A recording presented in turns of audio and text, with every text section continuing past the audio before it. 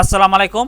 পঞ্চম শ্রেণী গণিত বইয়ের 28 পৃষ্ঠা 4 নং সমাধান করামু। 4 নম্বর কি বলছে দেখো, যদি 8 কেজি আটার মূল্য 384 টাকা হয় তাহলে এই 4320 টাকা দিয়ে কত কেজি আটা কেনা যাবে বের করতে বলছে। কিন্তু কত কেজি আটা কেনা যাবে, তাহলে দাও 8 কেজি আটার মূল্য হচ্ছে গিয়া 384 টাকা।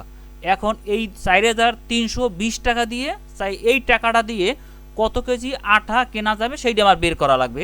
তাই সমাধান দেখো, এখানে যেহেতু কেজি বের করতে বলছে তাই আমার কেজিটা আমার লাস্টে লেখা লাগবে, টাকাটা আমার প্রথম লেখা লাগবে।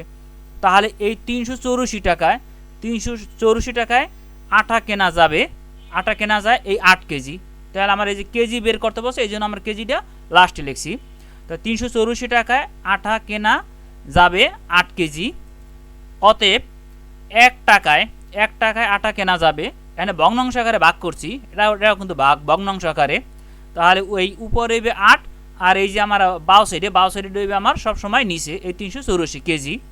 তাহলে আমার এই টাকার এই 4320 টাকায় কয় কেজি আটা কেনা যাবে। তাই অতএব 4320 টাকায় আটা কেনা যাবে। তাহলে আমি 8-এর লগে 4320 আমি গুণ করে দিছি, আর নিচে এসে যে আমার হর এসে যে আমার 384। তাহলে এখন আমি 8 দিয়ে এই 384 আমি ভাগ করবো। যদি আমি ভাগ করি, ভাগ মানে কাটাকাটি, তাহলে আমি এই 8 কাইটা 384 যদি আমি কাটি তাহলে আমি পাই 48। এই 8 দিয়ে 384 ভাগ করলে আমার কিন্তু 48 হয়। তাহলে আমার কাটাকাটি মানে ভাগ, তাহলে আমার এই 8 কাটতে 84 কাটতে 48 লেখা, 48 লেখা কিন্তু নিচে বড়টা, কারণ এই 384 কিন্তু আমার বড় এই 8-এর চাইতে। তাই যেই জায়গায় বড়টা হইবে ওই জায়গায় কিন্তু আমার লেখা লাগবে 48। এখন এই 48 দিয়ে যদি 4320 আমি ভাগ করি, ভাগ মানে কাটাকাটি, তাহলে এই 48 কাটলাম এবং এই 4320 কাটলাম, তাহলে আমার হয় 90। তাহলে এই 90 কেজি এই 4320 টাকা দিয়ে এই 90 কেজি চাল কেনা যাবে। তাহলে সমান সমান 90 কেজি। তাহলে এই অতএব 90 কেজি আটা কেনা যাবে।